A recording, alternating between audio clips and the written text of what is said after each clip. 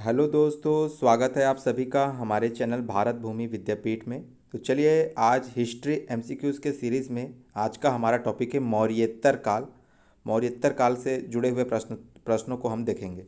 तो सवाल नंबर पहला है कि विक्रम एवं शक संवतों में कितना अंतर है। ये मोस्ट इंपॉर्टेंट सवाल है। Option A 57, option B 78, option C 135 वर्ष, ऑप्शन डी 320 वर्ष। तो सही आंसर क्या हो जाएगा? ऑप्शन सी 135 वर्ष। याद रखना है आपको कि जो उज्जैन के जो शासक है विक्रमादित्य विक्रमादित्य चंद्रगुप्त द्वितीय विक्रमादित्य ने 57 ईसा पूर्व में विक्रम संवत चलाया था और कुषाण शासक कनिष्क ने 78 ईस्वी में शक संवत चलाया था। इस प्रकार शक संवत और अपना विक्रम संवत में जो अंतर है वो 78 और 57 दोनों को आप जोड़ेंगे तो 135 वर्ष का अंतर है। आगे सवाल नंबर दूसरा है कि भारतीयों के लिए महान सिल्क मार्ग किसने आरंभ किया था। Option A Kanishka, option B Ashoka, option C Harsha, option D फायन। तो सही आंसर क्या होगा? ऑप्शन ए कनिष्क ने भारतीयों के लिए महान सिल्क मार्ग स्थापित किया था, बनाया था। तो आपको याद रखना ये बहुत इंपॉर्टेंट मार्ग है। यही वो व्यापार है जहाँ से अपना रेशम मार्ग के नाम से भी जाना जाता है और इस मार्ग को आरंभ करने का श्रेय किसको है? कनिष्क को। सवाल नंबर तीसरा है कि भारतीय रंगमंच में यवनिका पर्दा का शुभारंभ किसने किया? शकों ने, पार्थियनों ने, यूनानियों ने, कुषाणों ने। तो किसने किया था? सही आंसर इसका क्या है? सी, ऑप्शन सी, यूनानियों ने भारतीय रंगमंच में यवनिका पर्दा का जो है शुभारंभ किया, उसका चलन प्रारंभ किया। सवाल नंबर चौथा है कि कनिष्क की राजधानी कौन सी थी? इंपॉर्टेंट सवाल है। पुरुषपुर, मथुरा, तक्षशिला, पाटलिपुत्र। तो सही आंसर क्या है? कनिष्क की राजधानी ऑप्शन ए पुरुषपुर। याद रहेगा जो पाकिस्तान के पेशावर जिले को ही प्राचीन काल में पुरुषपुर के नाम से जाना जाता था। जो पाकिस्तान का पेशावर है ना, उसको ही पुरुषपुर नाम से जाना जाता था। कुषाण शासक कनिष्क ने इस नगर की स्थापना की थी तथा इसी को ही अपनी राजधानी बनाया था। सवाल नंबर पाँचवा है कि सातवाहन वंश का महानतम शासक किसे माना जाता है? इंपॉर्टेंट सवाल है ये। श्री सातकर्णी, गौतमी पुत्र सातकर्णी, वशिष्ठ पुत्र पुलुमावी। ठीक है, ऑप्शन डी क्या है? यज्ञऋषि सातकर्णी। तो सही आंसर क्या हो जाएगा? ऑप्शन बी, गौतमी पुत्र सातकर्णी। याद रखेंगे गौतमी पुत्र सातकर्णी। देखिए सातकर्णी याद रखना है आपको, उसमें भी गौतमी पुत्र। आगे देखते हैं सवाल नंबर छठवा है हमारा कि किस वंश के शासकों ने ब्राह्मणों तथा बौद्ध भिक्षुओं को कर मुक्त ग्राम देने की जो प्रथा है वो आरंभ की? किस वंश के? Option A Satavahana, option B Maurya, option D Gupta, option जो है चोल। तो सही आंसर क्या हो जाएगा? Option A Satavahana. सातवाहनों ने जो है ब्राह्मण तथा बौद्ध भिक्षुओं को भूमि दान देने में की जो प्रथा प्रारंभ की। यह भूमि सभी प्रकार के करों से मुक्त होती थी। कालांतर में इन्हीं अनुदानों ने सामंतवाद को जो है जन्म दिया, जिससे केंद्रीय नियंत्रण शिथिल हो गया था। याद रखना है। आगे देखते हैं सवाल नंबर सातवां है कि शुंग वंश का अंतिम शासक सतकर्णी, सुशर्मा, वशिष्ठ पुत्र पुलुमावी, देवभूति। तो सही आंसर क्या है इसका? Option D Devabhuti. शुंग वंश का अंतिम शासक जो है देवभूति था। इसकी हत्या इसके सचिव वासुदेव के द्वारा 75 ईसा पूर्व में कर दी गई थी, जिसके उपरांत वसुदेव ने कणव वंश की नींव रखी। शुंग के बाद कणव आए, याद रखना है।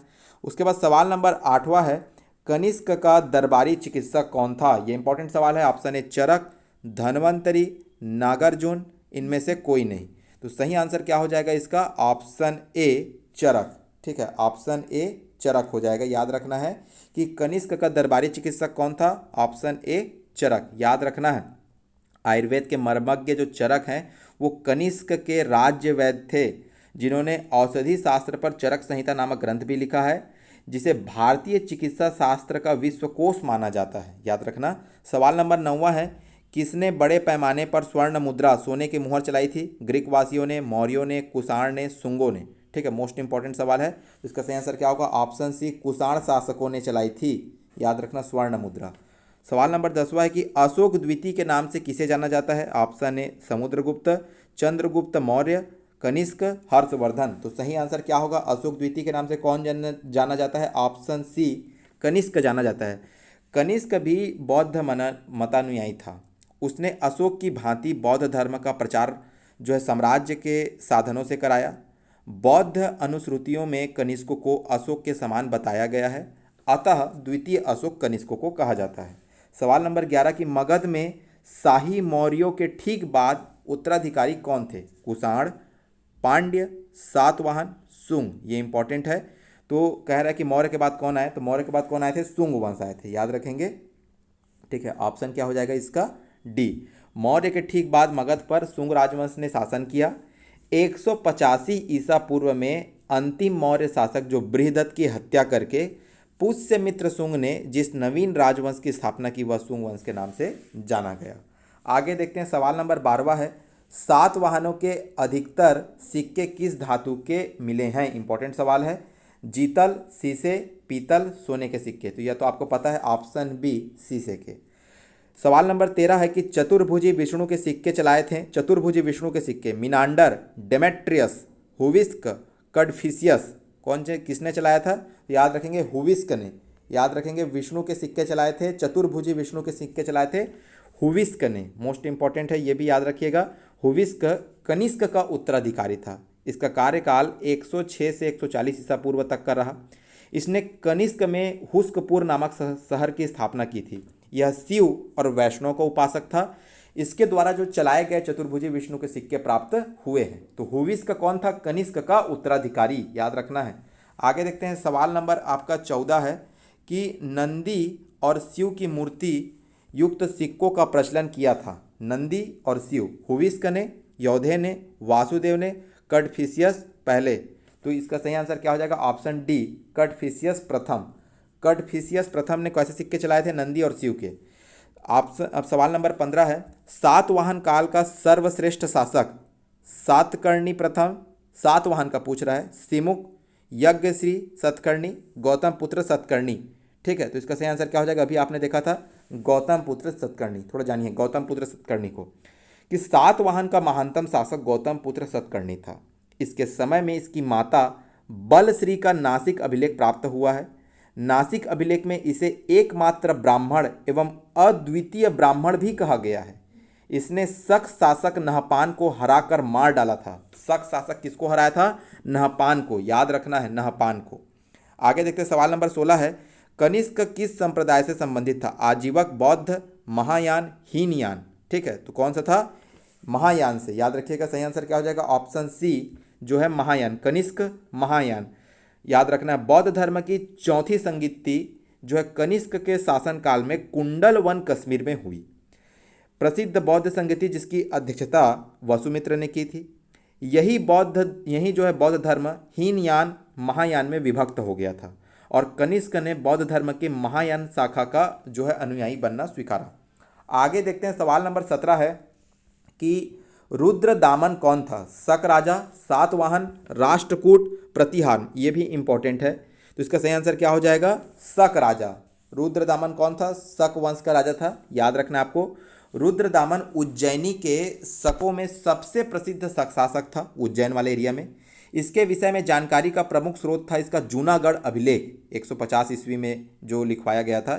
इस अभिलेख से पता चलता है कि यहाँ पर जो है यहाँ का राज्यपाल सुविशाख था, याद रखिएगा, जिसने सुदर्शन झील के बांध का पुनर्निर्माण करवाया था। ये बार बार सवाल आता है कि सुदर्शन झील के पुनर्निर्माण किसने करवाया था?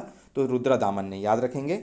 उसके बाद हम देखते हैं, सवाल नंबर 18 है कि किस शासक को 2 अश्वमेध यज्ञ कराने वाला माना जाता है? पुष्यमित्र शुंग, समुद्रगुप्त, चंद्रगुप्त द्वितीय, स्कंदगुप्त। ये सवाल भी इंपॉर्टेंट है। ऑप्शन इसका सही क्या हो जाएगा? ऑप्शन ए, पुष्यमित्र शुंग ने 2 अश्वमेध यज्ञ कराए थे, याद रखना है। ठीक है, मोस्ट इंपॉर्टेंट है। आगे देखते हैं, और इसको कराने वाले कौन थे? पतंजलि। ठीक है, याद रखिएगा, पुष्यमित्र शुंग ने 2 अश्वमेध यज्ञ करवाए, इसे कराने का श्रेय पतंजलि को है।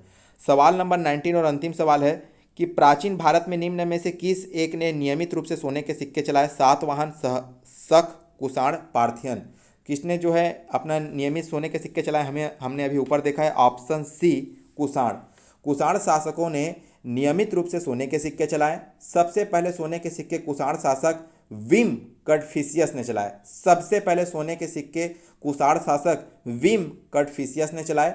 उसके बाद कनिष्क तथा उसके उत्तराधिकारी ने भी सोने के सिक्के चलाए। अब चलिए इस चैप्टर से जुड़े हुए वन लाइनर हम लोग देख लेते हैं। जो है सबसे पहले याद रखना है कि मेगास्थनीज जो है आपका सबसे पहले जो है यात्री आया, फिर फाहियान आया, फिर हेनसांग, फिर इत्सिंग। ये जो है आपके यात्री हैं जो भारत में आए हुए हैं, तो उनको याद रखना। सबसे पहले मेगास्थनीज, ठीक है, जिसकी पुस्तक इंडिका है। फाहियान जो है चंद्रगुप्त द्वितीय विक्रमादित्य के टाइम में आया। हेनसांग हर्षवर्धन के टाइम में आया, तो ह से हेनसांग, ह से हर्षवर्धन, और लास्ट में इत्सिंग। तो मेगास्थनीज, फाहियान, हेनसांग, इत्सिंग। कुषाणों ने नियमित रूप से सोने के सिक्के चलाए, सर्वाधिक तांबे के सिक्के भी चलाए थे। याद रखे थे, सोने के सिक्के चलाए एवं सर्वाधिक तांबे के सिक्के भी चलाए। कनिष्क के सिक्कों पर जो अंकन है वो किस प्रकार का अंकन है? बुद्ध का अंकन है। महायान शाखा के ये अनुयायी थे। कुषाण शासकों में सर्वप्रथम सोने के सिक्के विम कडफिशियस ने चलाए। भारत में सर्वप्रथम सोने के सिक्के किसने चलाए? विम कडफिशियस, याद रखना है, व्यापक पैमाने पर चलाए थे इसने। यौधे के सिक्के पर कार्तिकेय का वर्णन है, अंकन है, याद रखेंगे। विक्रमादित्य ने शक संवत चलाया था 78 ईस्वी में, और विक्रम संवत चला है 57 ईसा पूर्व में, याद रखना है। उसके बाद देखते हैं शक संवत एवं विक्रम संवत के बीच में अंतर कितना है? 135 वर्ष का। कनिष्क के समकालीन कौन था? अश्वघोष था, याद रखेंगे। कनिष्क के दरबार में अश्वघोष, नागार्जुन, पाशर्व तथा चरक सहित चरक थे। चरक उनके दरबारी राजवैद्य थे। पुष्यमित्र शुंग के द्वारा 2 अश्वमेध यज्ञ कराने की जानकारी मिलती है अयोध्या लेख से, जिसको संपन्न कराया था आपका पतंजलि ने। वर्ण व्यवस्था का रक्षक गौतमी पुत्र सतकर्णी को कहा गया है। बाल विवाह की प्रथा प्रारंभ हुई कुषाण काल में। बाल विवाह की प्रथा किस में प्रारंभ हुई? ये मोस्ट इंपॉर्टेंट है। बाल विवाह की प्रथा प्रारंभ हुई कुषाण काल में, ठीक है। कुषाण काल की कला की गांधार शैली का विकास हुआ। कुषाण काल में जो कला की गांधार शैली, ठीक है, बुद्ध की जो मूर्ति है 2 बने हैं मथुरा और गांधार शैली में। तो मथुरा शैली में उनके पहले जो है मूर्ति वो बनी है, लेकिन अधिकतम जो मूर्ति बनी है वो किस में बनी? गांधार शैली में। तो कुषाण काल में ही गांधार शैली का विकास हुआ। अगर क्रम देखें यूरोपीय यात्रियों का आने का, मतलब विदेशी यात्रियों का, तो यूनानी पहले आए, फिर शक आए, फिर कुषाण। यूनानी, शक, कुषाण, यूनानी, शक, कुषाण। तो आशा करते हैं आपको आज का ये वीडियो पसंद आया होगा। अगर पसंद आया तो प्लीज़ लाइक, सब्सक्राइब और शेयर करना ना भूलें। आज के लिए इतना ही। जय हिंद, जय भारत, जय छत्तीसगढ़, धन्यवाद।